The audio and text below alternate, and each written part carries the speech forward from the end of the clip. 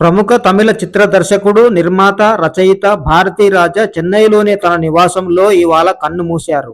ఆయన వయసు 84 ఏళ్లు. వృద్ధాప్య అనారోగ్య సమస్యలతో బుధవారం ఉదయం తుది శ్వాస విడిచారని ఆయన కుటుంబ సభ్యులు తెలిపారు. తమిళనాడు సీఎం విజయ్, మాజీ ముఖ్యమంత్రి స్టాలిన్ భారతీరాజన్ పార్థివ దేహానికి నివాళి అర్పించి కుటుంబ సభ్యులను పరామర్శించారు.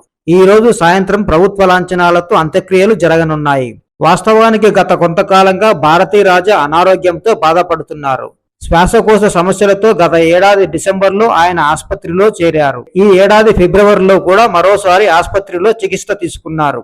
గ్రామీణ నేపథ్య కథాంశాలను వెండితెరపై ఆవిష్కరించడంలో ప్రత్యేక గుర్తింపు పొందిన భారతీ రాజా 1977లో విడుదలైన 16 వయతిన్లే అనే తమిళ చిత్రంతో దర్శకుడిగా అరంగేట్రం చేశారు. కమల్ హాసన్, శ్రీదేవి, రజనీకాంత్ ప్రధాన పాత్రల్లో నటించిన ఈ చిత్రం ఘన విజయం సాధించి మంచి గుర్తింపును తెచ్చిపెట్టింది. తమిళంలో ఆయన చాలా చిత్రాలకు దర్శకత్వం వహించారు. ఇక తెలుగులో సీతాకోక చిలుక, జమదగ్ని, రాజర్షి, కెప్టెన్ నాగార్జున, యువరత్నం, ఆరాధన సినిమాలకు దర్శకత్వ బాధ్యతలు చేపట్టారు. తన చిత్రాల ద్వారా అనేక మంది కొత్త నటీనటులను పరిచయం చేసిన ఘనత కూడా భారతీ రాజాకే దక్కుతుంది. తన సినిమాల్లో పరిచయం చేసిన పలువురు కథానాయకుల పేర్లు ఆర్ అక్షరంతో ప్రారంభమవ్వడం మరో ఆసక్తికర విషయం. ఆయన సినిమాల ద్వారా నటీమణులు రాధా, రాధిక, శరత్ కుమార్, రేవతి, రంజిని, రేఖ, రంజితకు ప్రత్యేక గుర్తింపు లభించింది. చిత్ర పరిశ్రమలో భారతీ రాజను ఆప్యాయంగా దర్శక శిఖరంగా పిలిచేవారు. ఆయన దర్శకత్వం వహించిన చిత్రాలకు 6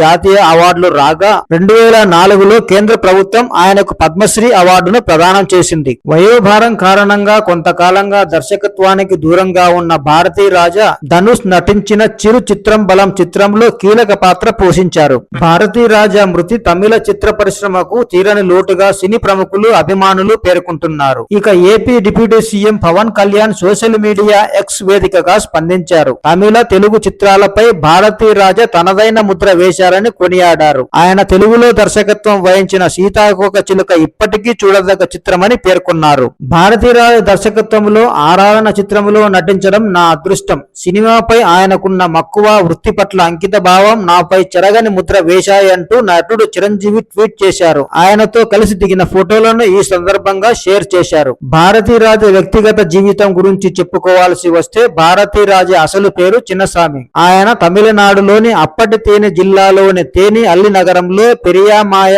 కరుత్తమాల్ దంపతులకు జన్మించారు. చంద్రలీలను వివాహమాడారు. భారతీ రాజాకు 2 సంతానం. కుమారుడు మనోజ్ భారతీ రాజా, కుమార్తె జననీ భారతీ రాజా. కాగా భారతీ రాజా కుమారుడు నటుడు మనోజ్ 2025లో గుండెపోటుతో మరణించారు. కుమార్తె జనని మలేషియాకు చెందిన రాజ్ కుమార్ తంబి రాజాను వివాహం చేసుకుని అక్కడే స్థిరపడ్డారు.